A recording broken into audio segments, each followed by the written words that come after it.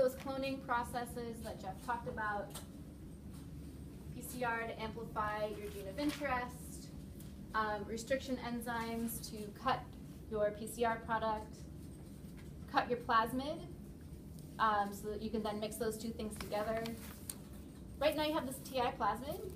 You can transform that into your bacteria, which you guys all did last week. Same thing, you can transform this plasmid into agrobacteria. And then I'll talk about how you actually go through the tissue culture with this. So here's exactly what you guys just came up with. Keep the left and right borders so that you have that defined region to be transformed, and that is required.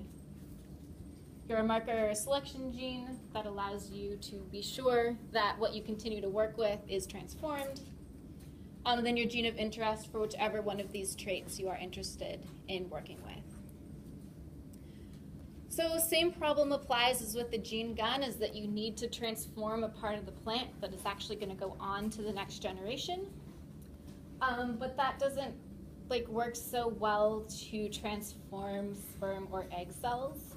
So again, people use tissue culture. So I'm going to show you a tomato transformation. So this is a tomato seedling. So what people do is they cut off these cotyledons, or the embryonic leaves,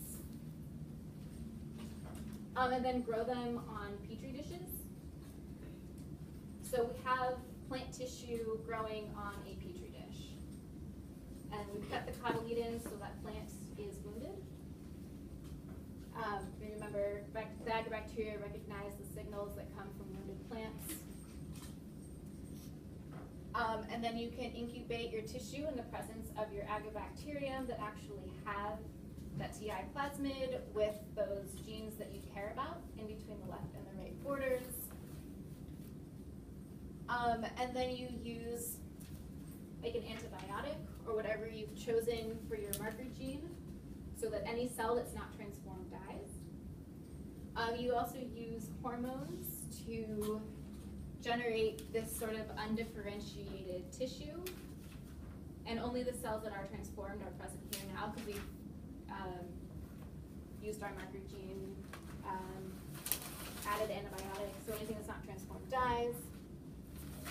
And then if you alter the concentrations of the hormones a little bit, you get shoots beginning to form from these clumps of undifferentiated cells. And then you alter the hormones a little bit again, and then you get roots forming on those shoots. And then finally, you have a tomato plant that you can transfer to soil.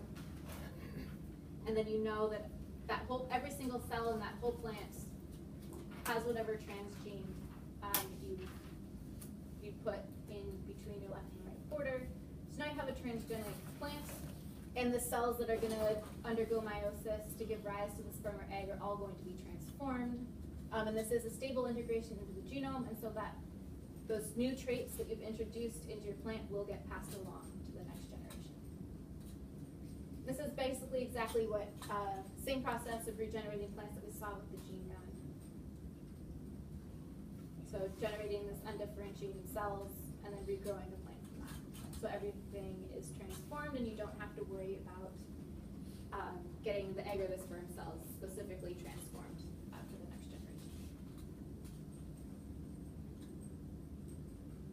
So that is how people took this agrobacterium-mediated gene transfer system and altered it for human use to make transgenic plants.